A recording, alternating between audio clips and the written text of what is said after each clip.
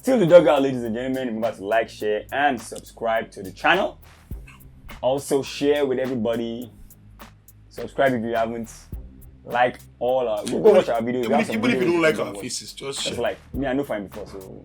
Me, I'm fine. This one, you get. You know, you're too proud. I don't even have joy. Alright, so the UEFA Champions League. Remember, a tournament that Manchester United is not playing in. I just thought to let you guys know. Let them just... I want to ask you a question. How much more can you beat a dead horse? As much as possible. But am I playing the Champions League? No. Why? They did not qualify. They are not good enough. Not saying they did not qualify. Yeah, that's the same saying thing. they didn't qualify is giving them some form of... They are not good enough. It's meant for Europe's elite. You understand? Creme de la creme. The top dogs in Europe play in the UEFA because Champions League. they used to drag my day Arsenal too when we were not playing Champions League. They're not good enough. Toby, you guys tried. Tunde, I mean, I know you guys support Manchester United, and I'm very sure it doesn't out of choice. It's because one Goalazzo forced you to support Manchester United. I'm very sure if you had the chance to go back in time, you probably support Barcelona. I understand. I get. Keep wallowing in your pain. Yeah. UEFA Champions League, Tola. Yeah, no, there was goals galore now. You know, say everybody does score goals. The game that was the match, the last one, Inter Milan, they seemed to be struggling. There was one goal in the first half, and then 3 more goals in the second half. And they're 4-0. 4-0 is not struggling. No, they seem to be struggling at the start of the game. Yeah, and I know this because I'm a betting man. Occasionally, I place my money where my mouth is, and I make some cool cheddar off it sometimes. You know, but Inter seem to be struggling. On the other hand, Borussia Dortmund Celtic, Tola. No, the game started like it was gonna be like an open game for both teams. You know, Dortmund scored, Celtic equalized. So if you're a betting man and you maybe thought Dortmund were gonna be... I lost money on that game, I'm not lying. How do you lose money on that kind of game? I gave Celtic 3 goals ahead. 3 goals up. Sorry.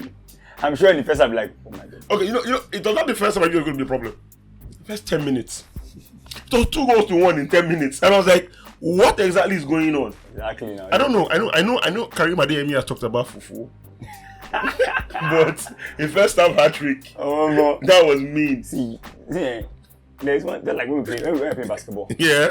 Like, if I'm in a position where the person... Remember, for those in case you don't know, the game ended 7-1. No. Just saying.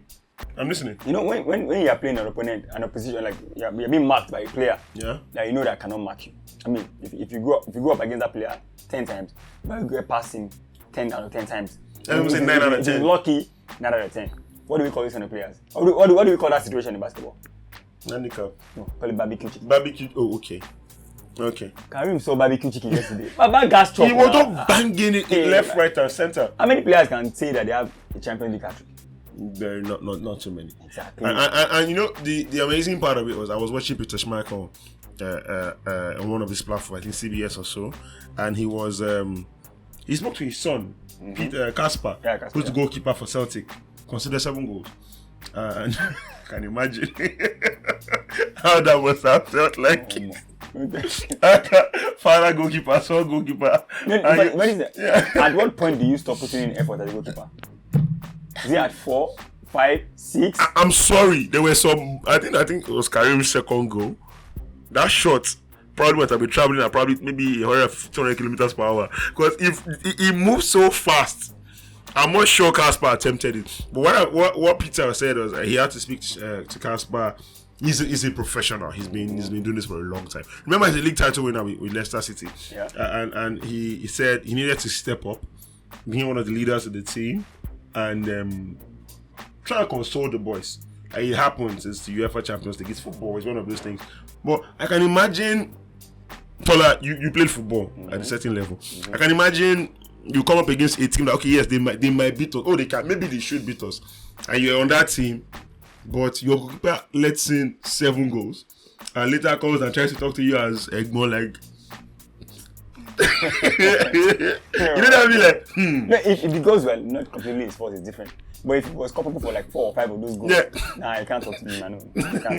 And that's at my own level. I think as a professional, getting paid. Like you're getting paid money to forget. I'm sorry, so talking about Champions League, I mean, from considering 4 to additional 5. Yeah. What I'm talking about now. Of course, the best team in Europe now. Dishing out 5. This guy know well. Barcelona is the best team in Europe. Yeah. He made me like an idiot. You know what I said to you? Why? Because remember from Papa Space that we were on. Yeah. I predicted 3-1 Barcelona in that game. Yes. I lost 4-1. 4-2 actually. Okay, the game ended 4-2. But you know what? I stopped watching at 4-1. No, so and he's talking about the game against Osasuna. That's all things have passed away. But if we have to go back, you need to understand. Hansen Flick made a horrible mistake. We're not going to go unbeaten. It's not possible. It's not the Premier League where one thing can go unbeaten or the German Bundesliga. It's the La Liga. There's actual competition in that league. No disrespect to anybody. But you are going up against. Remember, Barca signed only one player in the offseason. Yeah. Dani Olmo. I was a financial crisis and all of that. Broke ass. Yeah. You can say that. I can't argue because it is what it is. But whether you like it or not, Barca are still top in the league. I think they're like 3 points or so. Yeah, about. Madrid, 2 points. 2 points. Madrid are drawn to. This is Madrid's third draw this season. Oh, that's true. This is Madrid's third draw this season. So now you need to understand this. You go away to Osasuna and you bench 5 out of your starting 11. Mind you, 6 out of your normal players that will start your games are injured. You're able to come up with a starting level that seems to have performed consistently over the last 5 or 6 games, and you bench 5 of them. Many people fail to realize that 3 of the 4 boys that played in defense are under 21. Barring Jones Koundé. Inaki Pena, who was in goal, would not see the light of day if it's not a Copa del Rey game or a dead rubber match, like probably a preseason game. Nobody even remembers that he's a Barca player. He had to stay in goal.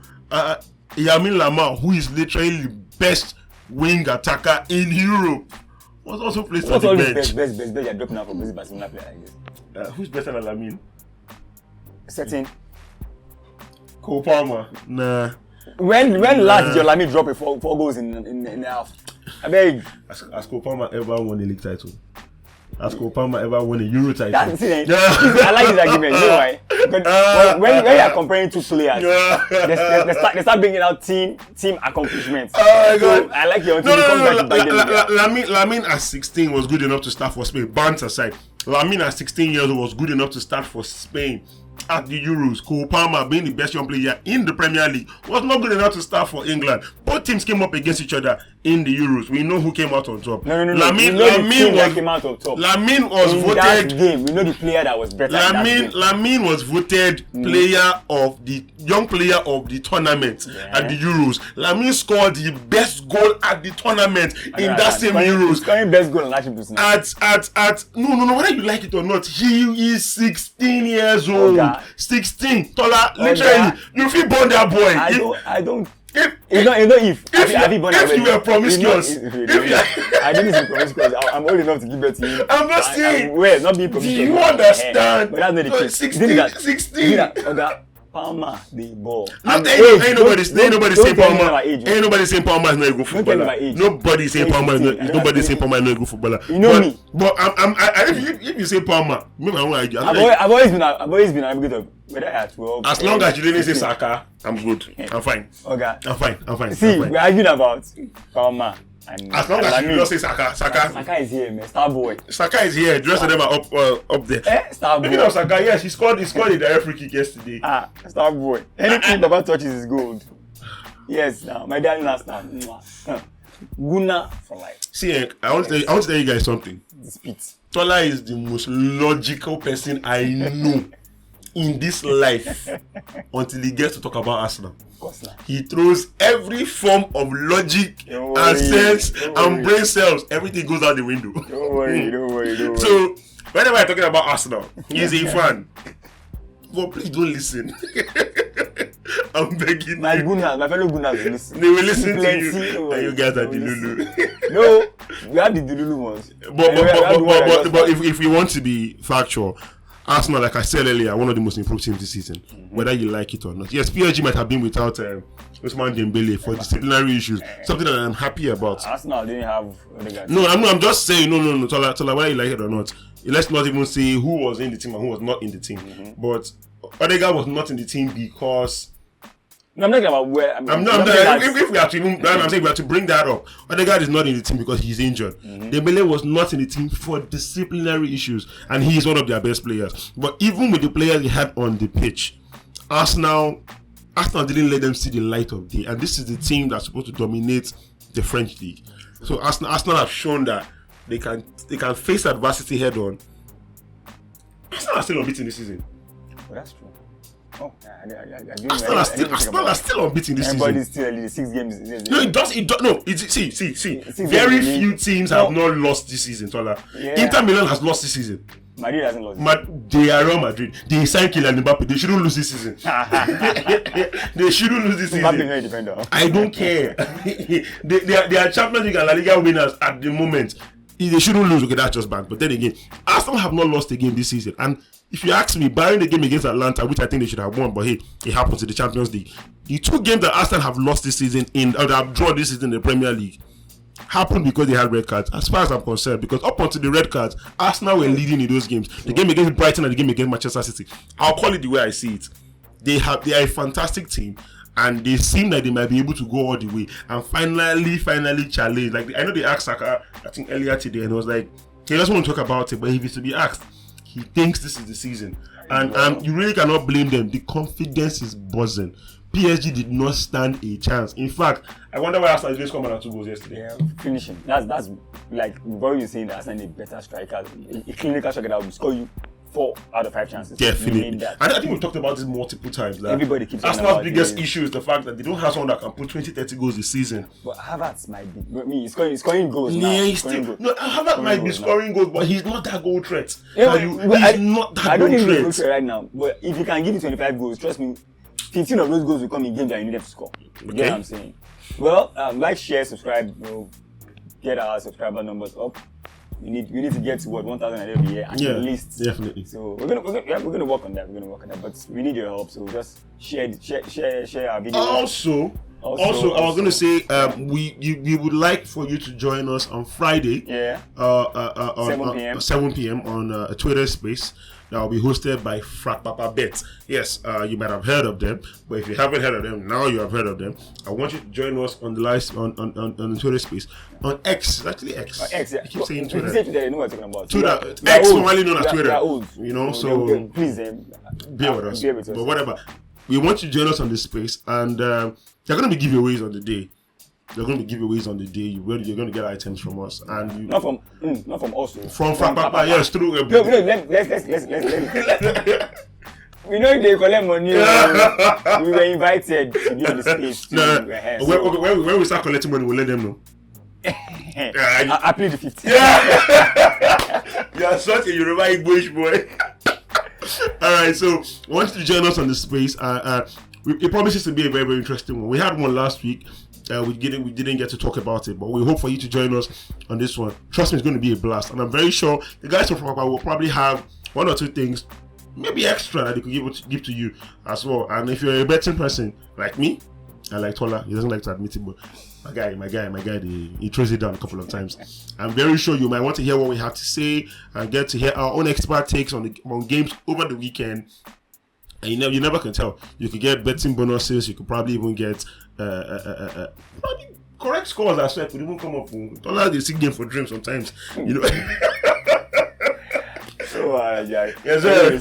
So keep it a date, Friday, 7 p.m. It's actually every Friday. We're going to put it up on you'll see on the screen. Yeah. Follow our socials, and of course you get to see. Follow us on X. On X, yes, especially on X, you get updated on it, and then we take it from there. All right.